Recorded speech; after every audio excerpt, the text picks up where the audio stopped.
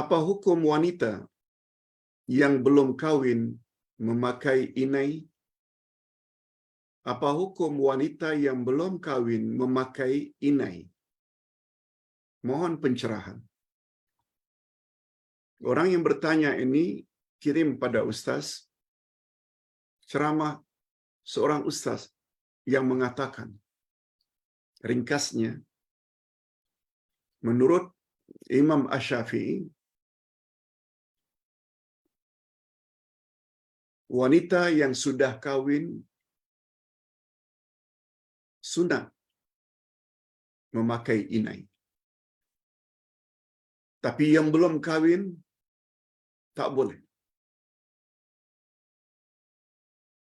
Demikian juga laki-laki dilarang memakai inai, kecuali kegunaan inai itu untuk rawatan bila sakit. Sama ada inai pada jari, kuku, atau pada kaki. Barangkali kita tidak biasa dengar inai dipakai pada kaki.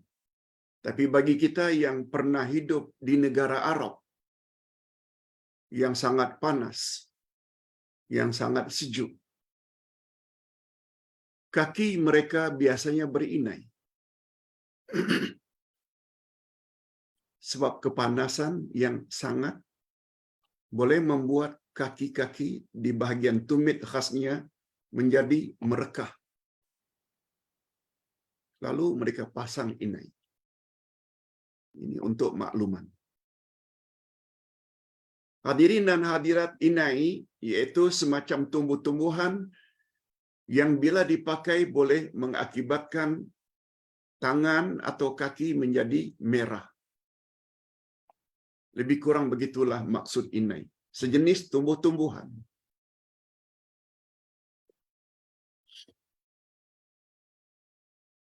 Pada suatu hari, seorang wanita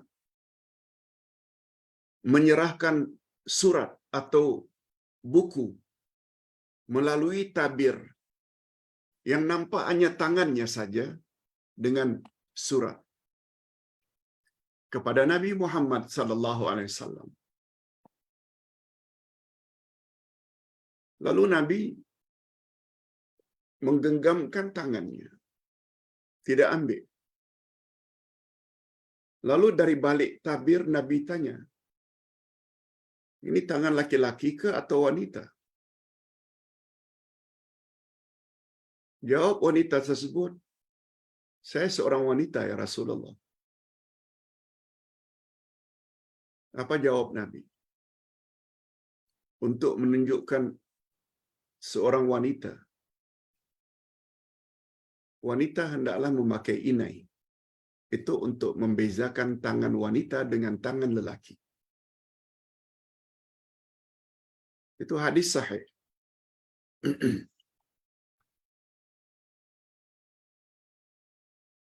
Hadirin dan hadirat serta para pemirsa yang saya hormati.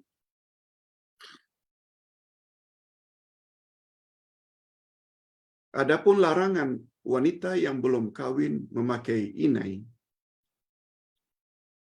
itu pandangan Imam Asy-Syafi'i. Takut menimbulkan fitnah. Tetapi tidak menurut pendapat imam-imam mazhab yang lain. Cuma secara mudahnya, ringkasnya, Ustaz tidak sebutkan di sini sebagai kesimpulan.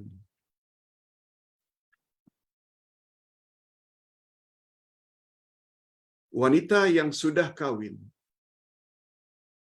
sama ada seharian atau sempena perkahwinan, disunatkan memakai inai. Sebagaimana yang Nabi tadi sebut. Bahwa inai itu sudah menjadi fitrah bagi wanita. Adapun wanita-wanita yang belum kawin, yang memakai inai jari jemarinya supaya dipandang cantik, yang boleh membawa fitnah.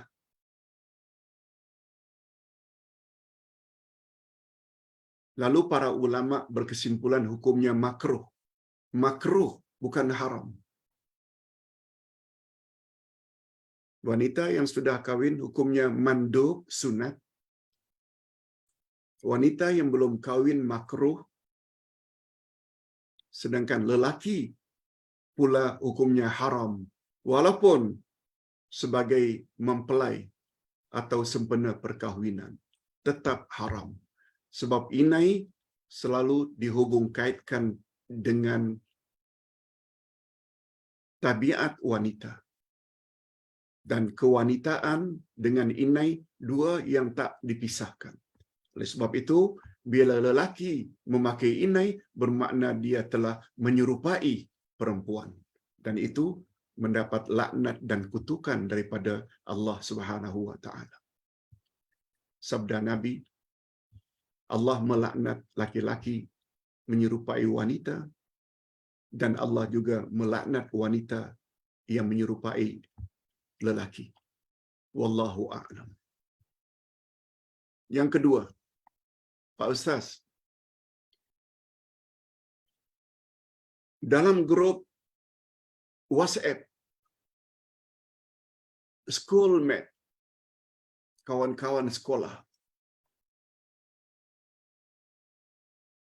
atau alumni, selalu gunakan ayat, wahai sahabat syurgaku.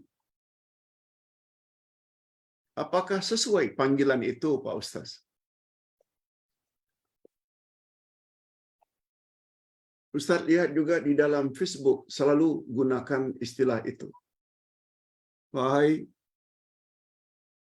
kawan syurgaku, sahabat syurgaku. Hadirin dan hadirat, yang tak boleh ini bila kita memastikan awak pasti masuk syurga. Tak boleh. Walaupun dia banyak beribadah. Sebagaimana juga tidak boleh kita katakan awak pasti masuk neraka. Walau banyak macam mana pun dosa yang dia lakukan. Tak boleh.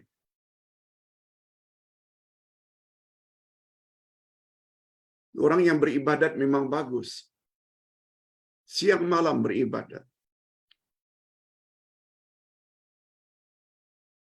Tetapi yang punya otoriti menerima ibadat dan amal seorang itu otoriti Allah. Kita tak tahu Allah terima ke atau tidak. Sebagaimana teguran Nabi kepada Ummul Ala ketika Osman bin Maz'un meninggal dunia sebagai orang yang taat, lalu pergi takziah ke rumah Osman bin Maz'un, Rasulullah dan para sahabat, termasuk Ummul Ala. Lalu Ummul Ala berkata, bahagianya kamu, wahai Osman bin Maz'un. Lalu Rasulullah dengar, ya Ummul Ala, dari mana kamu tahu dia ini akan bahagia? Ya Rasulullah, siapa lagi yang Allah akan muliakan kalau tidak orang seperti Osman bin Maz'un yang banyak salat, banyak ini, banyak itu, banyak ini, banyak itu. Maknanya amal salehnya banyak. Lalu Nabi jawab, aku seorang Rasul. Aku saja tak tahu nasib Osman bin Maz'un. Lalu kamu mengaku kamu tahu. Dengan teguran tersebut, Ummul Ala bersumpah, demi Allah, ya Rasulullah, lain kali saya tidak akan rekomen atau memastikan seseorang itu akan masuk syurga. Begitu. Sama ada memastikan seseorang itu masuk neraka karena kejahatannya, atau memastikan seseorang itu masuk syurga karena amal ibadatnya, tak boleh.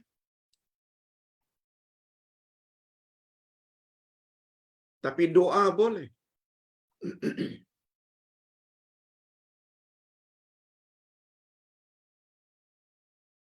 Itu sebabnya ulama di Timur Tengah tak suka menggunakan istilah almarhum untuk orang yang sudah mati. Almarhum maknanya confirm dia akan mendapat rahmat Allah. Istilah yang lebih betul, Allah yarham atau rahimahullah. Allah yarhamuha kalau dia perempuan. Atau bahasa singkatnya Allah yarhamah kalau perempuannya. Bukan almarhum untuk laki-laki, bukan pula almarhumah yang biasa kita dengar di Nusantara. Begitu pandangan ulama akidah. Hanya saja bila berbalik kepada pertanyaan tadi, wahai sahabat syurgaku, kalaulah ucapan itu membawa makna doa, mengajak kawan supaya kita sama-sama menjadi ahli syurga, supaya dia tak tergamak buat perkara-perkara tak senonoh, sebab ahli syurga mestilah orang yang baik. Kalaulah itu nikmatnya, ataulah itu matlamatnya, tak mengapa. Innamal a'malu binniyat. Allah menilai sesuatu amalan itu berdasarkan niat. Wahai syurgaku, itu adalah lebih baik daripada wahai sahabat nerakaku. Na'udzubillah. Dengan panggilan itu membuat dia menjadi baik sungguh kawanku. Apalagi Nabi Muhammad sallallahu alaihi wasallam memang menyuruh, carilah kawan-kawan yang baik. Hindarkan kawan-kawan yang jahat. Betul tak kita mestilah berkawan dengan kawan-kawan syurga? Bukan kita katakan awak pasti masuk syurga, tapi mengandung doa, mengembirakan hatinya, mendorong dia supaya berakhlak baik, banyak beribadat, banyak buat persiapan bekal untuk masuk syurga. Kalau dengan niat-niat itu, tak ada masalah. Sebab kata Nabi, berkawan dengan kawan yang baik tak ubahnya seperti berkawan dengan penjual minyak atar, perfume. Tak dapat minyaknya, paling kurang kita dapat baunya yang harum. Berkawan dengan orang-orang yang jahat tak ubahnya seperti berkawan dengan tukang besi, yang tukang welding. Tak kena percikan apinya pun, paling kurang kita akan terhidu bau busuk. Bapak-bapak dan ibu-ibu serta